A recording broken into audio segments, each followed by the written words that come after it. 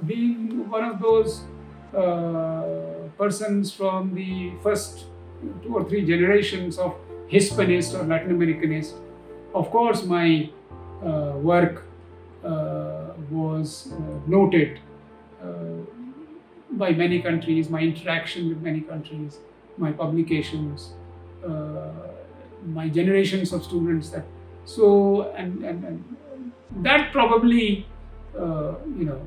gave me some kind of a status uh, which which was recognized by which has been recognized by some Latin American countries.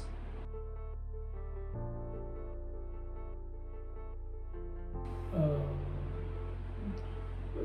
the last one was the Aztec Award, uh, 2018, the highest civilian award given to a foreigner. This is 2018. But before that, there were the Doctor Honoris Causa from Colombia, Simon Bolivar University, then Peruvian award, then the Gabriela Mistral Award, which was given to 50 most distinguished people all over the world on the 50th year of Gabriela Mistral receiving the Nobel Prize. So it was given to very distinguished people, and I was lucky to be included in that list. Uh, so like that, yes, 5, 6 countries have recognized, the work of this generation in India. It happened at JNU when Hugo Chavez was giving a lecture to an audience of, I don't know, 5, 6 thousand people. So many of our students, 2, 3 thousand JNU students, many of them so radical, and they were all the time desiring to hear Hugo Chavez and his speech. So after the first introduction, etc., I was also in the reception team. Uh, so Vice Chancellor and everybody had their say. I also introduced Hugo Chavez to the public. Then I sat back, and and he started his speech. His interpreter, a lady, a young girl, who they had brought from some European country, a Venezuelan, uh, she was translating from a microphone behind. There was no cabin. In fact, very surprising that for a simultaneous interpretation there is a mechanism that you do it in a cabin so that you are not disturbed. Your earphone. You're not absolutely quiet. You have to be only listen to the voice of the speaker. All that requirement, but that nothing of that was there. She had to stand there in the microphone and listen to and planes moving over JNU and all kinds of the policeman, rebuking, doing this his duty, shouting, all kinds of things were happening, and everything visible to the person who is doing. So distracted, so I could understand that it was going to be for her a very difficult job. She was doing it after about, I don't know, 25, 30 minutes. I feel a pull at my trousers from behind, and I find the Venezuelan ambassador and Chavez's advisor asking me, requesting me with folded hands to take over the interpretation. I said, no, I can't do that. That's not done. That's improper.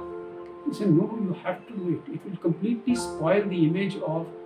I said, why? She's doing it. No, she's doing it okay, but we want a proper Chavez being. So I didn't quite, and then it was very difficult for me. But anyway, with that kind of an insistence, they were almost, with folded hands, So I said, okay. So they asked her, they told her that your turn was over, half an hour over, let another person take over. So they explained it. So she left that and I took over. That was a huge, huge challenge. It was a do or die situation for me. This could have been the last day of my life if I had failed in front of the whole, Jawaharlal Nehru University, my students, the entire student community knows me, plus visitors from outside. Imagine if I had failed, what would have happened? That would have been my last day. So I just, gathered all my wits and all my energies, all my, power, at my command, and with all the prayers I started, and with closed eyes, and I did the job with some variations here and there, but interpreters know how to manage that, negotiate, these places where you can't hear and all that. So the whole thing went off, his ups and downs, his tones, his great, manner of delivering a speech. So all that intonation, because of my theatre background, I could sort of muster up that kind of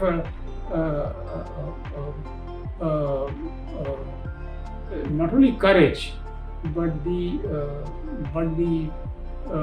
capacity to deliver. That was very important. I think my experience in theatre helped. With the great Venezuelan leader, Hugo Chavez. Now, Hugo Chavez, one might say, is a reflection, or is a very similar personality, carrying all the traits of Fidel Castro. He was the next Fidel Castro, for example, for Latin America. So, and he was leading Venezuela in a very, very straightforward fashion, with an anti-American, stance all the time, and he wanted to do a whole lot of things for Venezuela, particularly in the social sector, for the poor people, marginal people, and for that alone, he went to Bangladesh to learn from Muhammad Yunus the whole details of the microcredit system that Muhammad Yunus had started so successfully. He was carrying out in Bangladesh. So, while going to Bangladesh, he went through India, and he took me also along, Hugo Chavez, because I had worked on this microcredit system with Muhammad Yunus for the Venezuelan government, through their ambassador here. So I had gone there and met Muhammad Yunus earlier, a lot of discussion and all that. So we had made papers. So I was associated with that project. So that is why, I was also taken. And one instance, of course, in some of the translations, when they were doing this meeting with Muhammad Yunus and his team, and Hugo Chavez, and in the caravan, I was also there in the 9th or 10th car, and suddenly this whole caravan stops in the middle of a bridge. It passes through some of the muddy areas and then goes into a bridge, and suddenly it stops. So one thought, all the time everyone was alert. One thought that probably there was a security problem. What happened? Everyone was peeping out, and then suddenly I receive an instruction that I should immediately, that Hugo Chavez is calling me. So I ran, and there was a muddy area where I splashed on my shoes and all that, but I ran and went near him. What did I see? I see Hugo Chavez trying to have a conversation with these people, the boat, who are going in this boat in the river down, and he's talking to them. Hey, where are you going, in Spanish? And with gestures. What things are you taking? Where are you going? Etc. etc. But all in Spanish, and they are also from there waving without knowing who the personality is. But there are so many cars, so they thought it must be a big personality. So they also stopped in the middle. 6, 7 boats, big boats, carrying all kinds of fish and all material, vegetables and all that. As soon as I go, I come near him, he starts talking to them and tells me to translate everything in Bengali. And I was specially taken there because I am a Bengali, and therefore I could help them in special situation. For example, in one of the situation in conversation, the Bangladesh UNICEF team, somebody was talking about a